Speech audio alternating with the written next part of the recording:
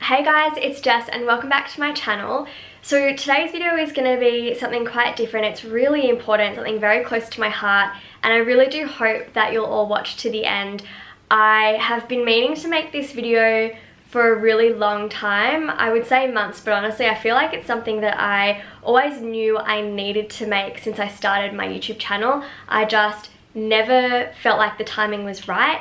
And I also just don't think I had the courage to do it. So there's been a lot of things going on in my personal life that's made me want to film this video now. And before I actually get into the topic and what I wanted to talk to you guys about, I don't want this video to be a pity party. I don't want it to be about me venting on camera and using you guys as a soundboard for that. I really just want this as an opportunity to let my barriers down and really share who I am, what I've been going through. Not that I ever put on a front when I make my videos in the first place. I just feel like there's a part of my life that I haven't shared online, and I just feel like now is the right time to do it. It's definitely not the easiest thing to do. It's probably the hardest video I've ever filmed in all honesty. I've got a cup of chamomile tea here because yeah, it kind of calms my nerves down. I think in the forefront of my mind, I want this video to be inspiring. I want it to be really relatable. I want,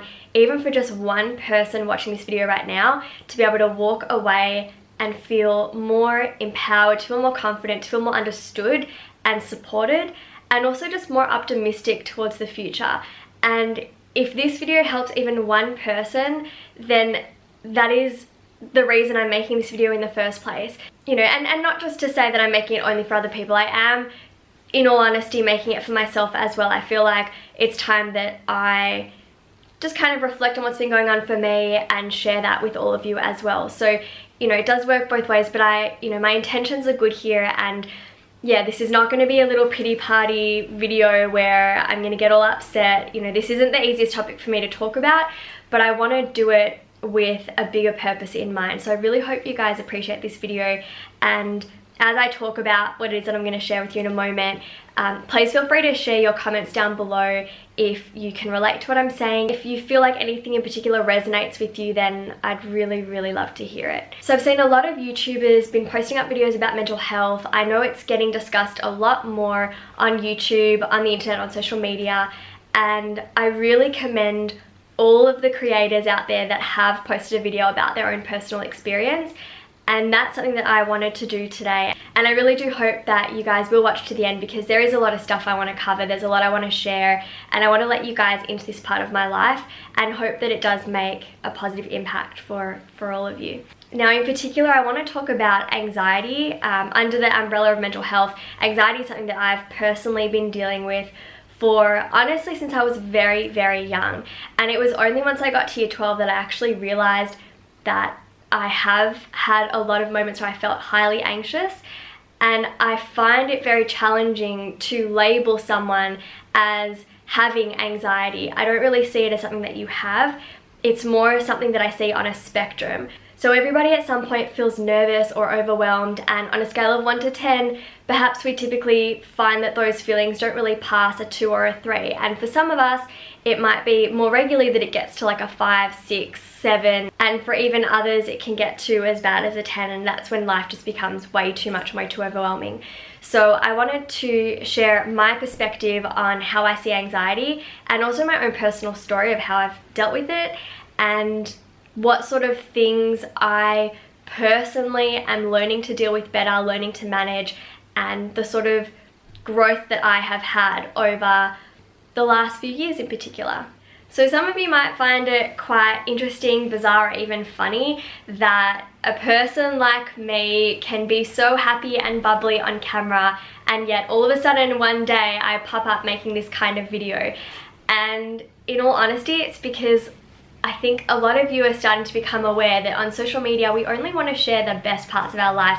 We only want to use it for good, and at least that's the case for me. I only want to spread positive energy. I want to spread inspiration, motivation. That's the essence of my channel.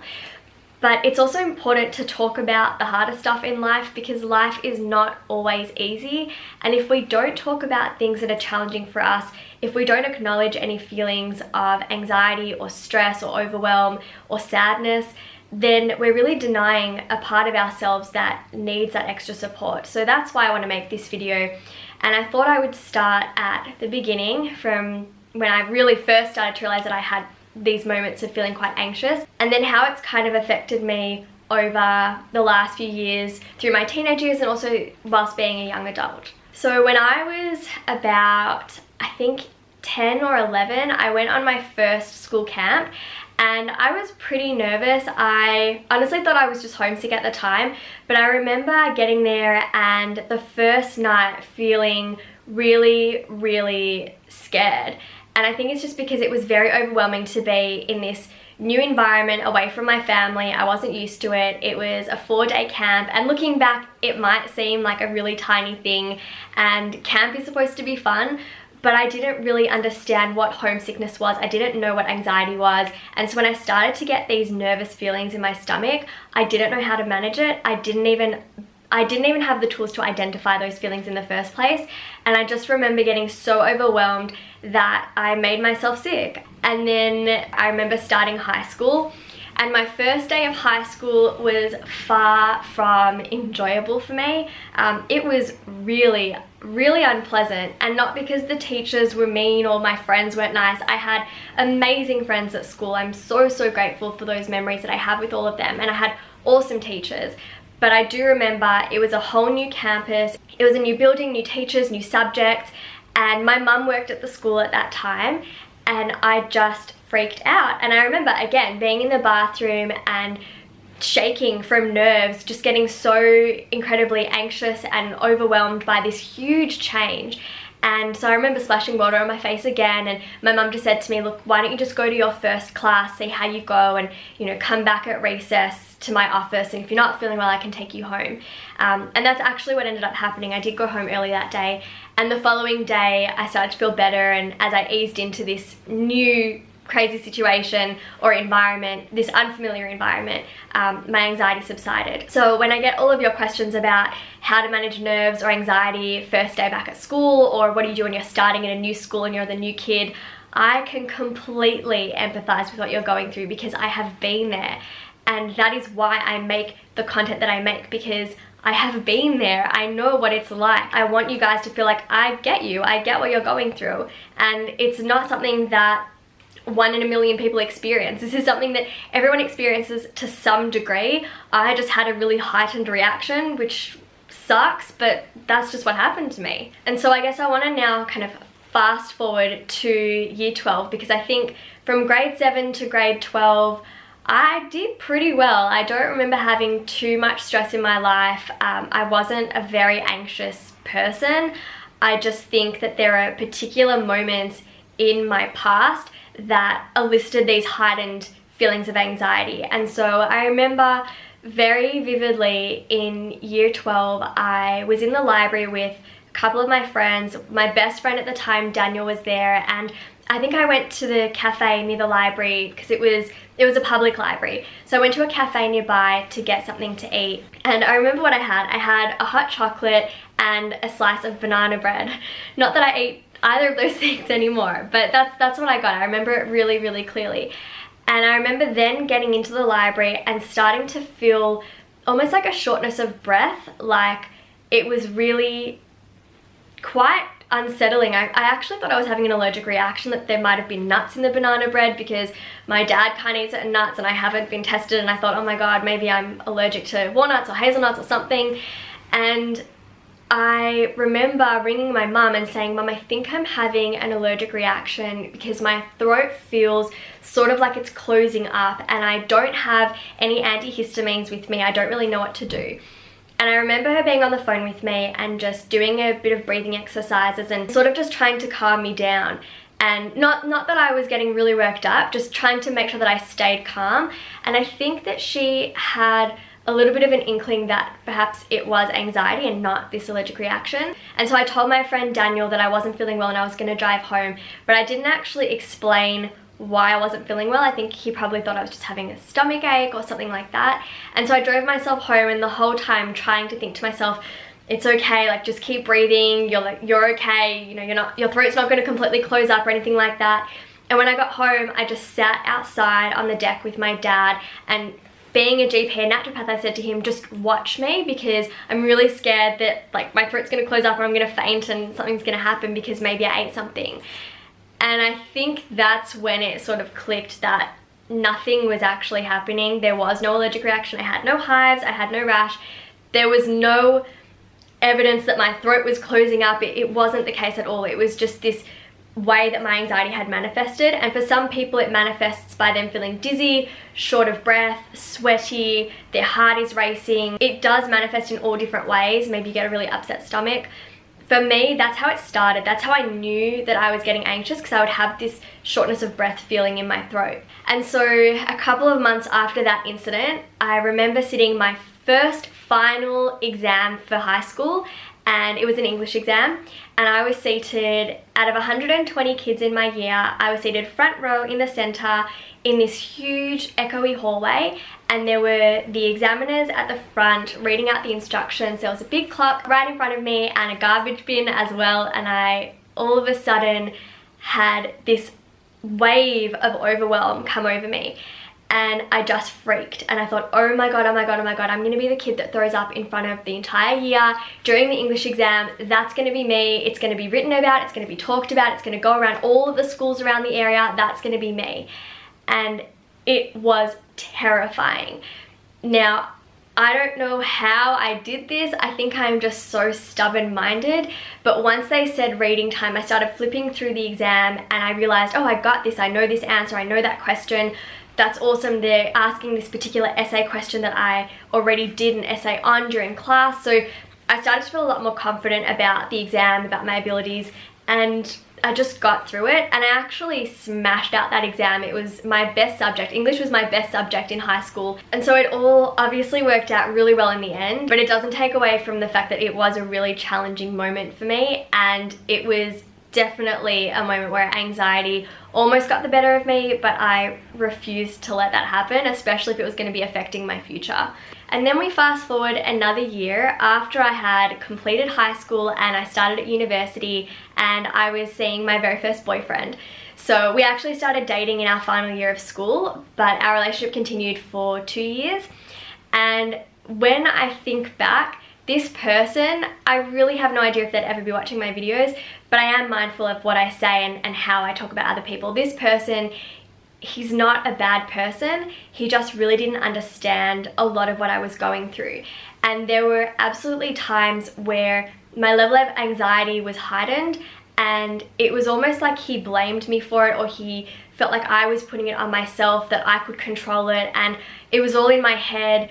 And it was almost like he was getting frustrated at me, or at least that's how I remember it being, that he was frustrated at me because I didn't appear to have my head completely screwed on in certain situations, and I would get really nervous, and it was almost like an inconvenience. Like my behavior was inconveniencing him, and rather than coming to me with support to help me through those moments so that I could overcome those feelings of anxiety and reground myself and find that sense of calm, I don't feel like his response helped. If anything, it made it worse. And I remember that relationship being really unhealthy for many different reasons, but absolutely there was a part of me that didn't feel completely accepted and supported by that person. And I think it's so important that we do feel supported in a relationship. And so I remember, and I feel like I'm smiling about it now because it's so special to me. I remember, and I don't want to get emotional about it, but I remember when I started dating Adam, that early into our relationship, I sat him down and I said, look, there's something I haven't told you, and I feel like I really need to tell you. And the poor guy thought I was going to say something like, I don't know, I've been seeing another guy on the side, or I like girls and I'm gonna break up with you. Like, I have no idea. But he actually felt so relieved, because what I wanted to tell him is just that I have these moments where sometimes I get really nervous or a little bit anxious, and so if I do have that moment and maybe we're out for dinner, or maybe, you know, I'm staying the night at his house and I feel like actually I just want to be home in my bed, I feel a little bit unsettled, that I just want him to know what's going on, and so I don't really like spring it on him. And he was so incredibly supportive and also very relieved, because I think he thought I was going to say something way worse than what I actually needed to tell him. But I felt like it was really important to have that open communication in a relationship, and to tell someone, hey, sometimes I get a little bit nervous and I don't always like sleeping out. Or hey, sometimes I feel like we might be out in public with people and I just feel like I need to go home. And it doesn't happen very often, but just in case it does, this is just something about me. I'm working through it, and I just want to let you know where I'm coming from, and I hope that you can accept that. And that's a really important thing for me, to be able to feel like my friends, my family, my partner understand that, hey, sometimes I just get really nervous or I get really anxious, and it might just be because I'm really run down, burnt out, stressed about a lot of other things, and so my anxiety levels are heightened. It's not because I don't have my head screwed on, or I can't leave the house because I'm so paranoid, or I have a full-blown phobia. It's not like that. But sometimes life throws hard patches at you where you find it a little bit more challenging to deal with certain things or situations, and so I'm just a little bit more fragile. And I'm so grateful for the incredible support and stability that this man has brought into my life, because I feel like in a relationship it's all about empowering one another and bringing the best out, and he's absolutely done that for me. There are so many things that I have done that I honestly don't know how I would have done them without him. And one thing that I found really challenging when Adam and I started dating was traveling, because I actually had never been overseas until I finished school, and it seemed really daunting to me. And it's interesting because as I look back, Adam and I have traveled the world now and I've conquered that fear. But at the start, when I was 19, yeah, it seemed pretty daunting. It was like, oh my gosh, the world is so big. I don't know all these different cultures. I don't know the languages here. I'm on the other side of the world. What if I need to get home? And it was pretty scary. So I remember there was one time that I was meant to go overseas with my sister. Adam and I just started dating, and I just couldn't do it. It freaked me out. We had our flights booked, accommodation paid for, and I freaked out. And I'm human. Hey, I'm not perfect. We're all perfectly imperfect. And that was the first time I really realized, okay, in the past I've had these heightened feelings of anxiety. I've pushed through them. They haven't impacted my life. They haven't stopped me from doing anything until now. This is the first time that I feel like if I don't push through, I'm going to end up living in a little box. And eventually I became scared that it wasn't going to be this fear stopping me from going overseas, but it would then be interstate, and then it would be leaving my own house. Like, the world is just not going to be safe if I let this feeling of anxiety take control over the decisions I make. And that is when I decided to go and get some strategies. And I'm going to say this because I feel like there is an absolute stigma out there, and I still feel really uncomfortable saying it, which is why I want to say it. I went and saw a psychologist, and we talked about some different strategies. We talked about the sort of things that make me anxious, what I can do when I feel anxious, and why I'm feeling anxious about those situations in the first place. And I realized a lot of the anxiety I felt when I would take exams and tests, when I got into uni and I really felt the pressure to get into another degree after that or get a scholarship, that anxiety stemmed from me putting too much pressure on myself and feeling like I had to get certain grades rather than doing my best, enjoying the learning process, and then wouldn't it be an amazing bonus, hey, if I get that scholarship, or if I get into that degree, or if I get into that university.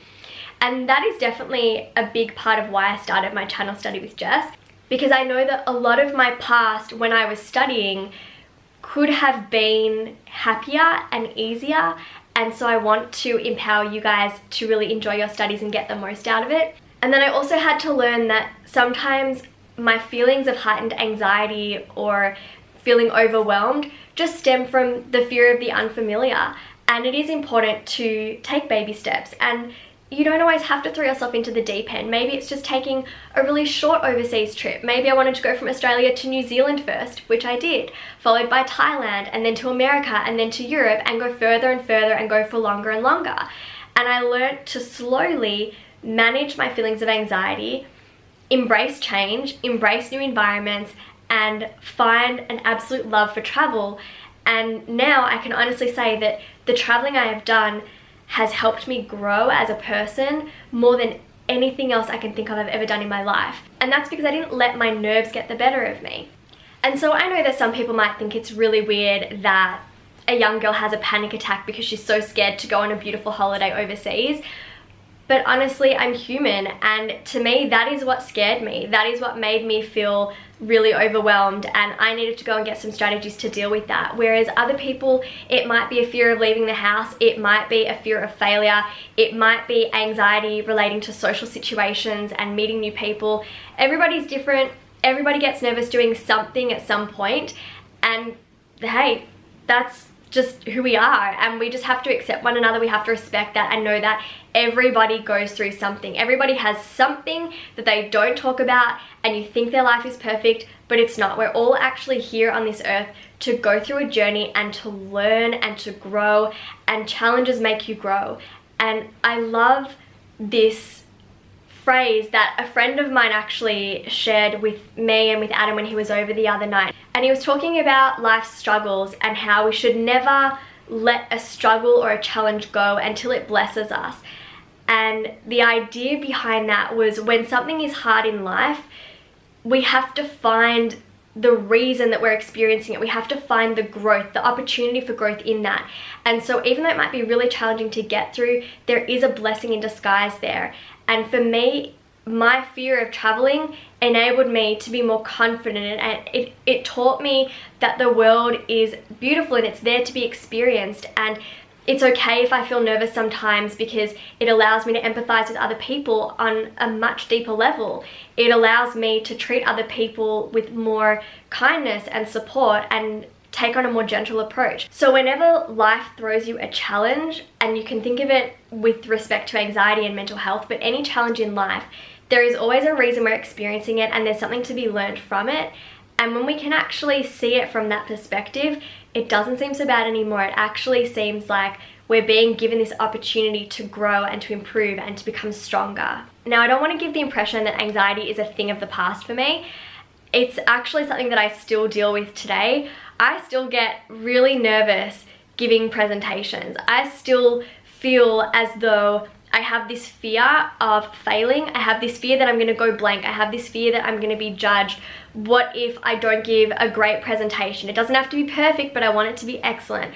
What if I get so nervous that I freeze? Which has never happened to me in my entire life, but I still have this irrational fear, and it's something that I'm currently working through because I don't want it to stop me. I still go out and I do presentations, I still do interviews, I still do webinars, I still go on live national TV to talk about things like my book release, because I won't let feeling anxious stop me from achieving my goals. But it doesn't mean that my life is super easy and rainbows and sunshine all the time.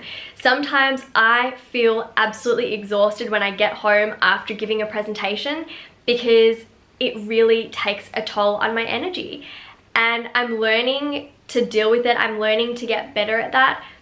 But it's still something that's really hard for me. And I'm also really proud to say that my experiences, feeling anxious, feeling nervous, feeling overwhelmed and out of my depth, that shaped me to be the person I am today. It shaped me to be kinder, more genuine, more supportive, and more gentle with other people. And it also was the reason that I originally started studying psychology, and I thought that that was going to be the ideal career choice for me. And so when I was studying psychology, I worked as a volunteer on a telephone crisis helpline. I took suicide calls. I took calls from people dealing with anxiety, depression, family violence, you name it, everything. And that was really hard because it's very confronting, but I did put myself out there, and I did that for a good year, and it taught me a lot. It was really unpleasant, it was really hard, but it was really valuable, and I don't regret doing that. And I ran anxiety support groups, and I volunteered at other organizations, and I learned a lot about mental health, and it allowed me to accept a part of myself that often society has this stigma around. And that's why I've also been putting up this video. One, because I felt like there wasn't always the right time, and two, because hey, it's really confronting to talk about this stuff, and you have no idea how people are going to respond. And there's a lot of people in my immediate life that don't know about this part of me. And so if anything, I'm making this video for you guys, but I'm also making it for all of my friends and my family, and hoping that they can embrace this story of mine, that they can embrace this part of me as well. And not only that, but that this topic is something that we're actually going to be able to talk about more openly, because I feel like often everybody thinks I'm walking around and I am so fine and so happy, and they just can't read me, because I don't want to walk around as if I'm not okay. I don't want people to see that I'm nervous or anxious, because I don't know how they're going to respond. And I'm scared that they're going to see me as not having my head screwed on.